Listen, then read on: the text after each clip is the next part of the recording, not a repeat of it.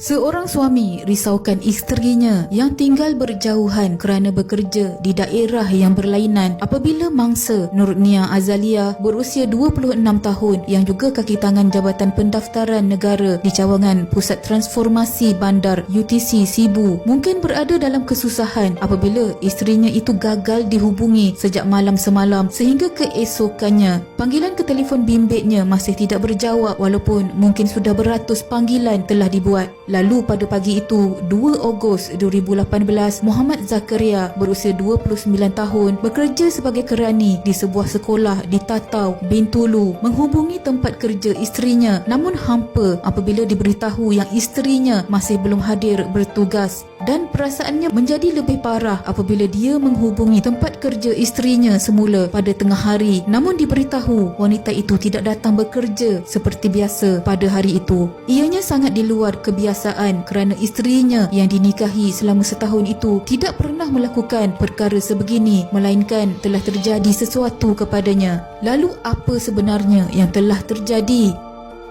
Setelah diberitahu isterinya tidak hadir bekerja, Muhammad Zakaria telah meminta rakan setugas mangsa untuk pergi memeriksa keadaan isterinya yang tinggal berseorangan di bilik sewa di sebuah rumah di Jalan Tionghoa, Sibu. Dia terpaksa meminta bantuan rakan isterinya memandangkan dia bekerja di Bintulu. Kemudian, pada pukul 3 petang, rakan setugas mangsa telah ke bilik sewanya untuk memeriksa keadaan mangsa. Didapati pintu bilik mangsa tidak berkunci dan setelah dibuka, dia terkejut apabila mendapati wanita berkenaan dalam keadaan tertiarap serta kedua-dua tangan dan kakinya terikat. Yang paling mengejutkan dan menyedihkan, mangsa ketika itu sudah tidak bernyawa. Rakan mangsa yang panik melihat keadaan tersebut kemudian menghubungi pihak polis untuk tindakan lanjut. Ketua Polis Daerah Assistant Commissioner Stanley Jonathan Ringgit berkata apabila menerima laporan, sepasukan anggota polis kemudian diarahkan ke lokasi kejadian untuk melakukan siasatan lanjut. Menurut pihak polis, tiada kesan umpilan pada pintu bilik sewa mangsa dan tiada kesan barangannya diselongkar ataupun hilang.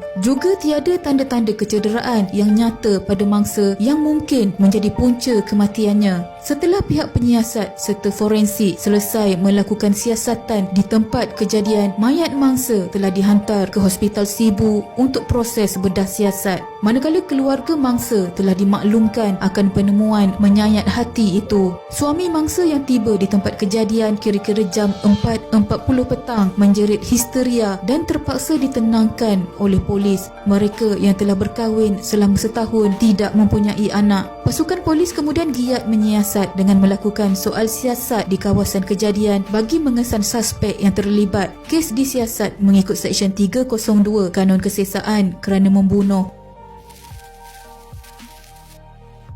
Pada 3 Ogos 2018, pihak polis telah menyebar sebuah foto seorang lelaki yang dipercayai adalah suspek dalam kes ini. Assistant Commissioner Stanley Jonathan Ringgit berkata, Polis Sibu kini sedang giat mengesan seorang lelaki yang dipercayai boleh membantu menyelesaikan kes pembunuhan mangsa. Lelaki tersebut dikenali sebagai Philip Uja awal 40-an, berasal dari daerah yang sama dengan mangsa iaitu Kanoit dan mereka saling mengenali. Siasatan awal polis mendapati lelaki itu dilihat berada di kawasan rumah di mana mangsa